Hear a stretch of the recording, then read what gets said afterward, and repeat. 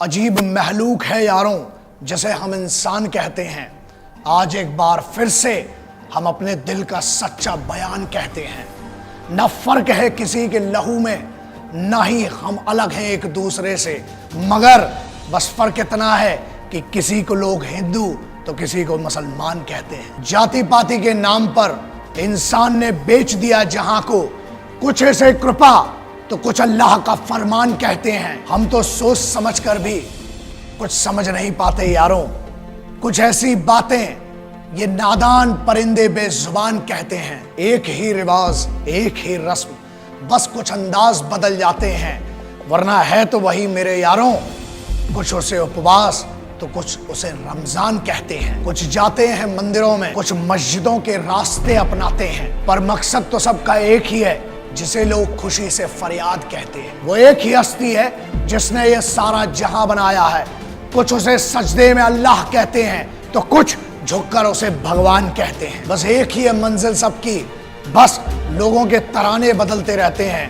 कुछ उसी जगह को स्वर्ग तो कुछ उसी को जन्नत के दरबार कहते हैं। ना ही फर्क है तिनके का भी, ना ही खून का रंग में फर्क है, लेकिन बस ये बेवकूफी है या समझदारी मुझे मालूम नहीं, मगर देखिए फिर भी कुछ लोगों को लोग हिंदू और कुछ को मुसलमान कहते हैं। बचपन से पढ़ते आया हूं, जिस कल्चर में हूं, जो मेरी परवरिश हुई है, मुझे आज तक समझ में नहीं आया हिंदू मुसलमान सिख ईसाई कैसे करते हैं। आपको सिर्फ इतना कहना चाहूंगा एक भाई के तौर पर कि आप सिर्फ इतना करें कि यार एक इंसान अच्छा बने, चाहे वो कुरान शरीफ हो, चाहे गीता हो, चाहे जिनवाणी हो, चाहे वो गुरुवाणी हो, चाहे बाइबल हो, हर जगह एक बात लिखी है कि हमें एक इंसान अच्छा बनना है, एक बेटा अच्छा बनना है। हज करने से और यात्रा करने से कुछ नहीं होगा। अगर माँ बाप घर में दुखी है तो सबसे पहले ये हिंदू मुस्लिम यूनिटी के लिए मुझे मालूम है बहुत सारे लोग पागल कहते हैं, बहुत सारे लोग बोलते हैं ये क्या बेवकूफ़ी करता रहता है, why do you speak about Hindu Muslims. मुझे ये बात समझ में नहीं आती है। लड़ाने वाले तो लाखों मिलेंगे, इस देश में कम से कम 2-4 पागल भी चाहिए जो मिलाने की बात करें।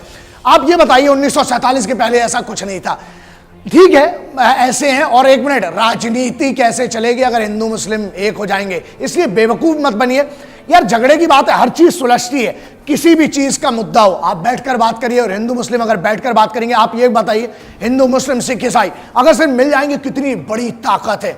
और मुझे जो लगता है देखिए, भारत की सबसे सर्वोच्च डेकोरेटेड और सबसे मेहनती, सबसे ज्यादा डिग्निफाइड अगर कोई ऑर्गेनाइजेशन है जिसे हम फौज कहते हैं, मैं बोलता हूं उस फौज में आप देखिए वहां कोई हिंदू मुस्लिम सिख ईसाई नहीं है, वहां सिर्फ हिंदुस्तानी है।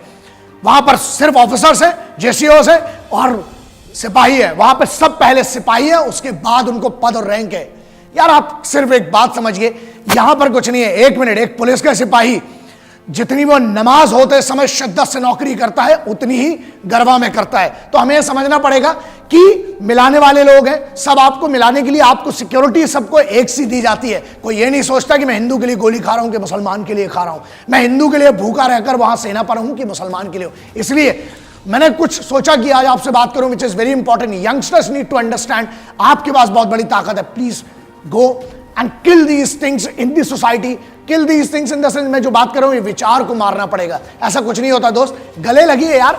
ईद की भी शिद्दत वैसे ही, सेवैयां वैसे ही खाइए जैसे आप प्रसाद खाते हैं। और मुस्लिमों को भी ये कहता हूं यार, तबर्रुख और प्रसाद में ना सिर्फ और सिर्फ अल्फाजों का फर्क है, लेकिन नियत वही होती है कि जो आप ऊपर वाले से मांगता तो हिंदू भी है मुस्लिम भी ऊपर वाले से। There might be some supreme power. मेरे लिए तो नहीं है, क्योंकि मेरे लिए मेरी माँ, मेरे पिताजी और मेरी भारत माता, मैं इनको ही सबसे बड़ा खुदा और भगवान मानता हूं, क्योंकि मुझे नहीं इतनी समझ है। लेकिन मैं ये कहता हूं हमको मिलके यार झगड़े मत करो, क्योंकि किसी धर्म में नहीं लिखा है।